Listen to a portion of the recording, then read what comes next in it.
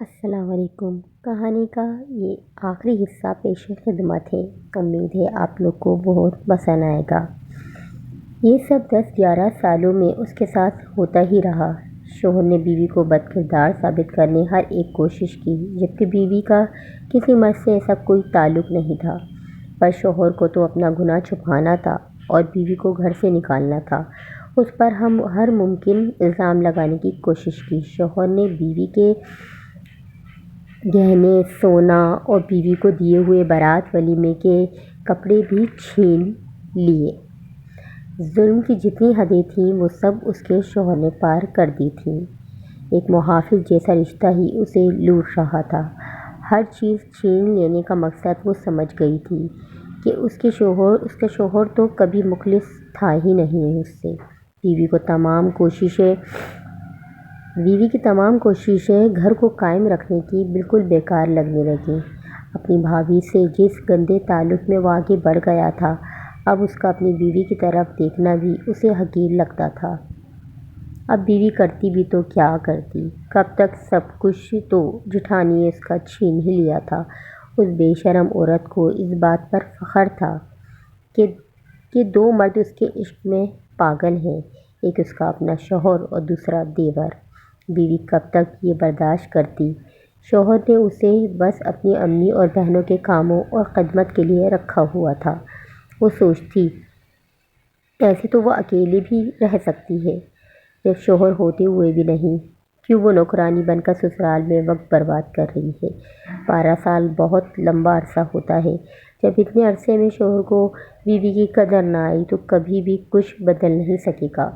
بیوی نے بہت کچھ سوچنا شروع کر دیا کہ اپنا آپ بنایا جا سکے، خود کی پہچان بنا سکے۔ اتنے سال دوسروں کے لیے جی کر بھی اسے کیا ملا؟ الزام، ظلم، تنہائی، دھتکار، نفرت۔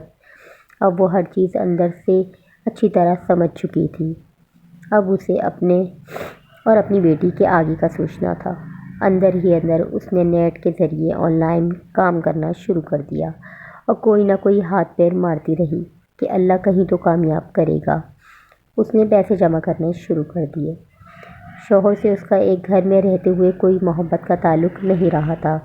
شوہر آتا، گھر میں کھانا کھا کر اپنی ماں بہنوں کے ساتھ وقت گزارتا، پھر وہی جٹانی سے لمبی فون پر باتیں کرتا اور آ کر سو جاتا۔ بیوی دیکھ تو سب رہی تھی، بس چپ ہو گئی تھی۔ اس نے سب جان کر بھی انجان رہنا شروع کر دیا اور اپنے آگے کا سوچتی رہی کہ زندگی میں کیا کرنا ہے، کیونکہ شوہر نے بیوی کے بجائے جٹانی سے زندگی کی ساری باتیں کی ہوئی تھیں۔ بیوی کو اپنا آپ اس گھر میں، وہاں کے لوگوں میں بے معنی لگنے لگا۔ جب شوہر ہی بیوی کا نہیں، اس کی طرف دیکھتا تک نہیں، پوچھتا نہیں بھلا سسرال کون سے سگے ہوتے ہیں، بیوی کے جو اس مجبور کا خیال کریں۔ ایک دن ہوا کچھ ایسے، بات اتنی آگے بڑھ گئی کہ بیوی کی برداشت کا مادہ ختم ہو گیا۔ یہی وہ وقت تھا جب اللہ نے بھی اس کا وقت بدلنے کا سوچ لیا تھا۔ بس سب کچھ بہت اچانک ہو گیا اور بیوی سب چھوڑ چھاڑ اپنی بیٹی کو لے کر ایک کرائے کے گھر میں رہنے لگی۔ وہ سب بھول جانا چاہتی تھی کہ جو اتنے سال اس کی صحت، اس کا اپنا آپ ختم ہو گیا، اس گھر کو بچانے کے لیے جو اس کا کبھی شوہر نے کہا ہی نہیں، کیونکہ شوہر نے ہمیشہ اس گھر کو کہا کہ یہ بھابھی کا گھر ہے، میری ماں بہنوں کا گھر ہے۔ جب بھی بیوی نے سسرال کو اپنا گھر کہنا چاہا، شوہر نے اسے صاف انکار کر دیا کہ یہ تمہارا گھر نہیں۔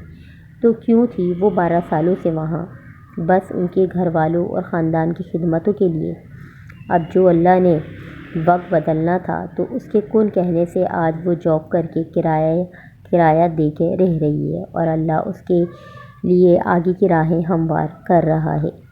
جب شوہر ہوتے ہوئے بھی شوہر کے بغیر رہنا ہے تو الگ رہ کے بھی وہ رہ سکتی ہے۔ ہاں، اب وہ اپنے اور اپنی بیٹی کے لیے جی رہی ہے۔